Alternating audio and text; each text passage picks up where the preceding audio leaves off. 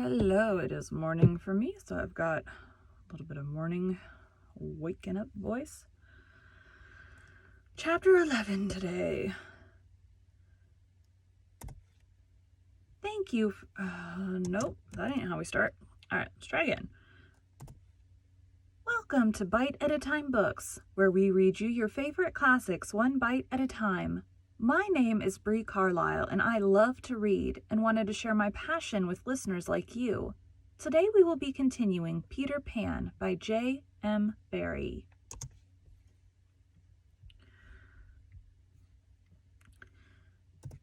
Chapter 11, Wendy's Story. Listen then, said Wendy, settling down to her story with Michael at her feet and 7 boys in the bed. There was once a gentleman. I had rather he had been a lady, Curly said. I wish he had been a white rat, said Nibs. Quiet, their mother admonished them. There was a lady also, and... Oh, Mummy, cried the first twin. You mean that there is a lady also, don't you? She is not dead, is she? Oh, no. I am awfully glad she isn't dead, said Toodles. Are you glad, John? Of course I am. Are you glad, Nibs? Rather. Are you glad, twins? We are glad. Oh, dear, sighed Wendy. Little less noise there, Peter called out, determined that she should have fair play, however beastly a story it might be in his opinion. The gentleman's name, Wendy continued, was Mr. Darling, and her name was Mrs. Darling. I knew them, John said to annoy the others. I think I knew them, said Michael rather doubtfully. They were married, you know, explained Wendy. And what do you think they had? White rats, cried Nibs, inspired.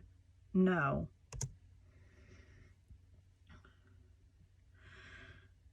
It's awfully puzzling, said Toodles, who knew the story by heart.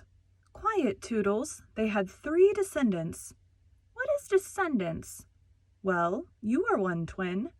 Did you hear that, John? I am a descendant. Descendants are only children, said John. Oh, dear, sighed Wendy. Now these 3 children had a faithful nurse called Nana, but Mr. Darling was angry with her and chained her up in the yard, and so all the children flew away. It's an awfully good story, said Nibs. They flew away, Wendy continued, to the Neverland, where the lost children are. I just thought they did, Curly broke in excitedly. I don't know how it is, but I just thought they did. Oh, Wendy, cried Toodles. Was one of the lost children called Toodles? Yes, he was. I am in a story. Hurrah! I am in a story, Nibs. Hush. Now I want you to consider the feelings of the unhappy parents with all their children flown away. Oh, they all moaned, though they were not really considering the feelings of the unhappy parents one jot. Think of the empty beds. Oh, it's awfully sad, the first twin said cheerfully. I don't see how it can have a happy ending, said the second twin. Do you, Nibs? I'm frightfully anxious. If you knew how great is a mother's love, Wendy told them triumphantly, you would have no fear. She had now come to the part that Peter hated. I do like a mother's love, said Toodles, hitting Nibs with a pillow. Do you like a mother's love, Nibs? I do just, said Nibs, hitting back. You see, Wendy said complacently, our heroine knew that the mother would always leave the window open for her children to fly back by, so they stayed away for years and had a lovely time.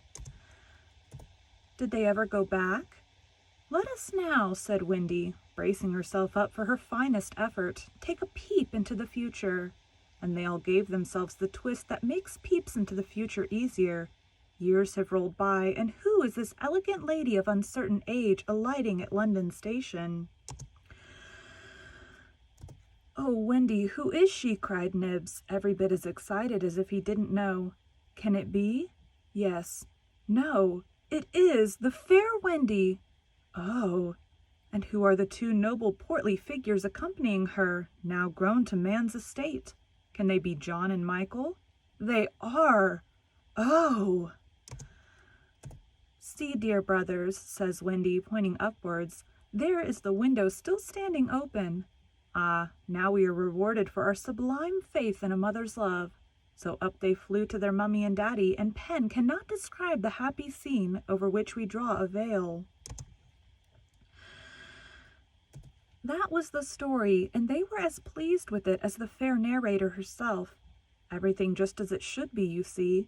Off we skip like the most heartless things in the world, which is what children are, but so attractive, and we have an entirely selfish time. And then, when we have need of special attention, we nobly return for it, confident that we shall be rewarded instead of smacked. So great indeed was their faith in a mother's love that they felt they could afford to be callous for a bit longer.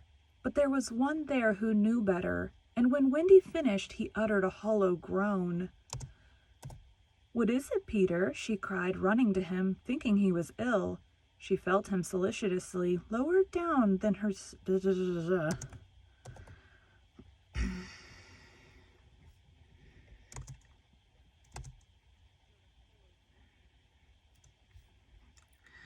volume on this thing is super low. Let's see if I can hear it now. There it is. "What is it, Peter?" she cried, running to him, thinking he was ill. She felt him solicitously, lower down than his chest. "Where is it, Peter?" "It isn't that kind of pain," Peter replied darkly. "Then what kind is it?" "Wendy, you are wrong about mothers." They all gathered round him in a fright, so alarming was his agitation, and with a fine candor he told them what he had hitherto concealed. "Long ago," he said, "I thought like you that my mother would always keep the window open for me, so I stayed away for moons and moons and moons, and then flew back. But the window was barred, for mother had forgotten all about me, and there was another little boy sleeping in my bed."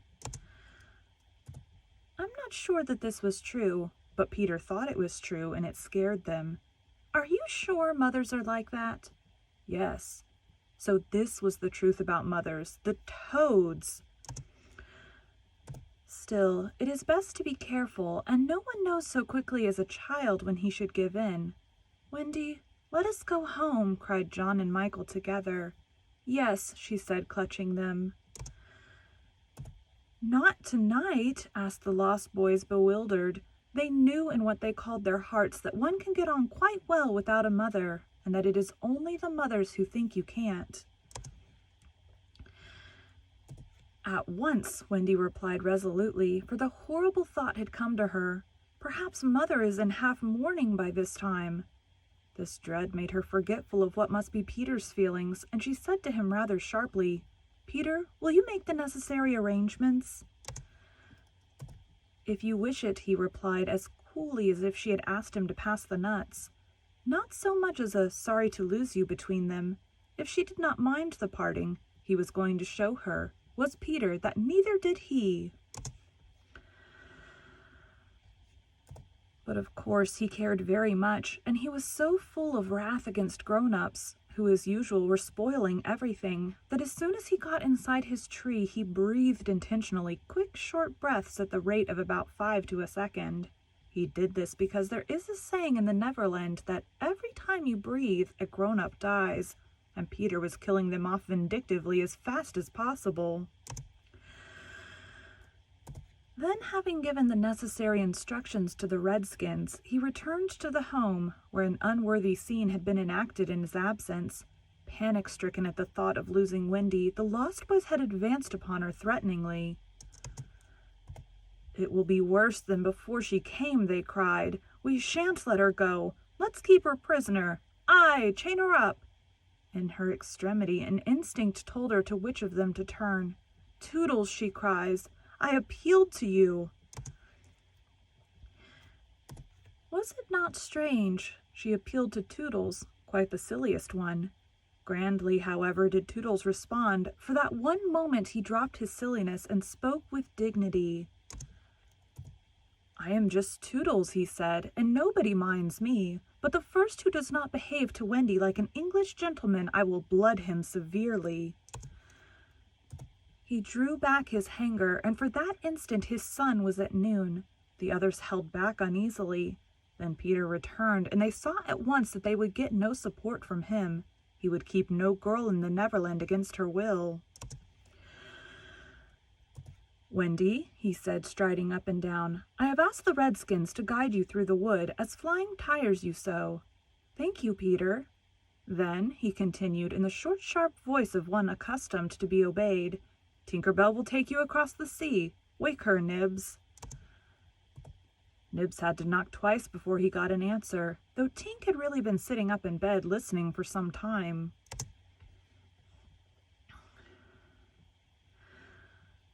Who are you? How dare you? Go away, she cried. You are to get up, Tink, Nibs called, and take Wendy on a journey. Of course, Tink had been delighted to hear that Wendy was going, but she was jolly well determined not to be her courier, and she said so in still more offensive language. Then she pretended to be asleep again. She says she won't, Nibs exclaimed, aghast at such insubordination, whereupon Peter went sternly toward the young lady's chamber. Tink, he rapped out, if you don't get up and dress at once, I will open the curtains, and then we shall all see you in your negligee. This made her leap to the floor. Who said I wasn't getting up? She cried. In the meantime, the boys were gazing very forlornly at Wendy, now equipped with John and Michael for the journey. By this time they were In the meantime, the boys were gazing forlornly at Wendy, now equipped with John and Michael for the journey. By this time they were dejected, not merely because they were about to lose her, but also because they felt that she was going off to something nice, to which they had not been invited. Novelty was beckoning to them as usual. Crediting them with a nobler feeling, Wendy melted. Dear ones, she said, if you will all come with me, I feel almost sure I can get my father and mother to adopt you. The invitation was meant specially for Peter, but each of the boys was thinking exclusively of himself, and at once they jumped with joy. But won't they think us rather a handful? Nibs asked in the middle of his jump. Oh no, said Wendy, rapidly thinking it out. It will only mean having a few beds in the drawing room. They can be hidden behind the screens on First Thursdays. Peter, can we go? They all cried imploringly. They took it for granted that if they... Peter, can we go? They all cried imploringly. They took it for granted that if they went, he would go also. But really they scarcely cared. Thus children are ever ready, when novelty knocks, to desert their dearest ones. All right, Peter replied with a bitter smile, and immediately they rushed to get their things. And now, Peter, Wendy said, thinking she had put everything right, I'm going to give you your medicine before you go. She loved to give them medicine, and undoubtedly gave them too much. Of course, it was only water, but it was out of a bottle, and she always shook the bottle and counted the drops, which gave it a certain medicinal quality. On this occasion, however, she did not give Peter his draught, for just as she had prepared it, she saw a look on his face that made her heart sink. Get your things, Peter, she cried, shaking. No, he answered, pretending indifference. I am not going with you, Wendy. Yes, Peter. No. To show that her departure would leave him unmoved, he skipped up and down the room, playing gaily on his heartless pipes. She had to run about after him, though it was rather undignified. To find your mother, she coaxed. Now, if Peter had ever quite had a mother, he no longer missed her. He could do very well without one. He had thought them out and remembered only their bad points. I don't know what happened there. Sometimes when I hit stop, it keeps going for whatever reason. No, no, he told Wendy decisively. Perhaps she would say I was old, and I just want always to be a little boy and to have fun. But Peter, No. And so the others had to be told, Peter isn't coming. Oops.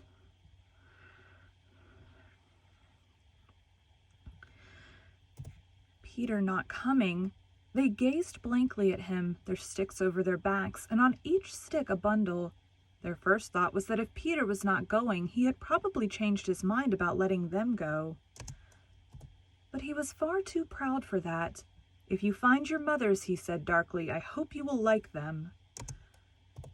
The awful cynicism of this made an uncomfortable impression, and most of them began to look rather doubtful. After all, their faces said, were they not noodles to want to go? Now then, cried Peter, no fuss, no blubbering. Goodbye, Wendy. And he held out his hand cheerily, quite as if they must really go now, for he had something important to do. She had to take his hand, and there was no indication that he would prefer a thimble. You will remember about changing your flannels, Peter, she said, lingering over him. She was always so particular about their flannels. Yes. And you will take your medicine? Yes. That seemed to be everything, and an awkward pause followed. Peter, however, was not the kind that breaks down before other people. Are you ready, Tinker Bell? He called out. Aye, aye. Then lead the way.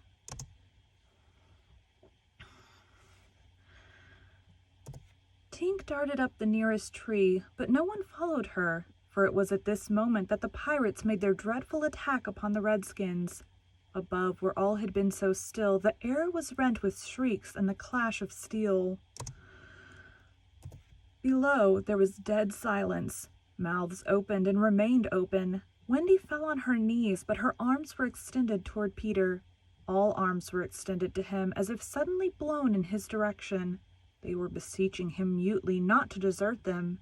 As for Peter, he seized his sword, the same he thought he had slain Barbecue with, and the lust of battle was in his eye.